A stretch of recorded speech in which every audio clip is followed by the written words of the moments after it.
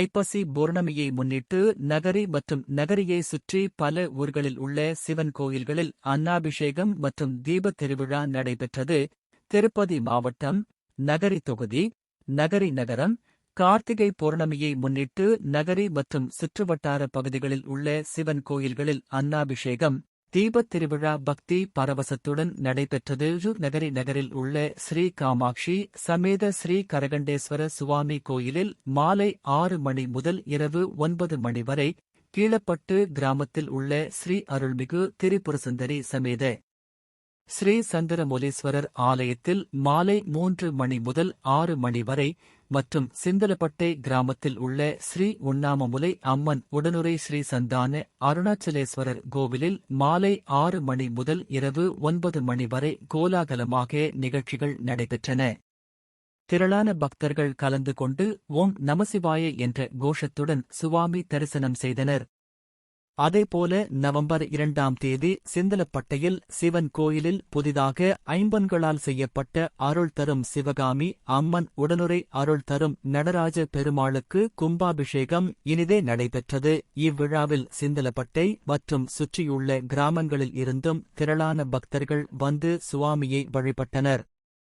இவ்விழாவிற்கு தமிழ்நாட்டில் உள்ள திருவாவூரை சேர்ந்த சிவாச்சாரியார்களால் தமிழ் முறைப்படி கும்பாபிஷேகம் இனிதே நடைபெற்றது. அதிகாலையில் சுவாமிக்கு பக்தர்கள் அபிஷேகம், அலங்காரம், ஆரத்தியும், மாலையில் பக்தர்கள் முன்னிலையில் பல்வேறு வகையான காய்கறிகள் மற்றும் பழங்களால் அன்னாபிஷேகமும் நடந்தது.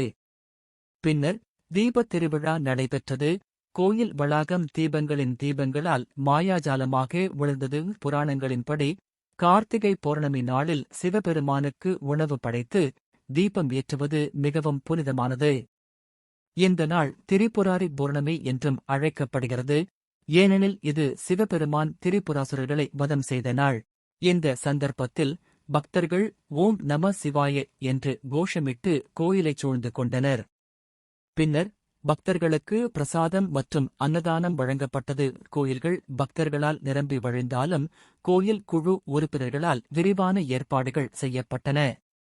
இந்த புனித நாளில் சிவபெருமானை தரிசனம் செய்ததன் மூலம் தங்கள் விருப்பங்கள் நிறைவேறியதாக பக்தர்கள் மகிழ்ச்சி தெரிவித்தனர். నగరిలో కార్తీక పౌర్ణమి సందర్భంగా శివాలయంలో వైభవంగా అన్నాభిషేకం, దీపోత్సవం. తిరుపతి జిల్లా, నగరి నియోజకవర్గం, నగరి పట్టణం. కార్తీక పౌర్ణమి సందర్భంగా నగరి పరిసర ప్రాంతాల్లోని శివాలయాల్లో భక్తి శ్రద్ధలతో అన్నాభిషేకం, దీపోత్సవం నిర్వహించారు.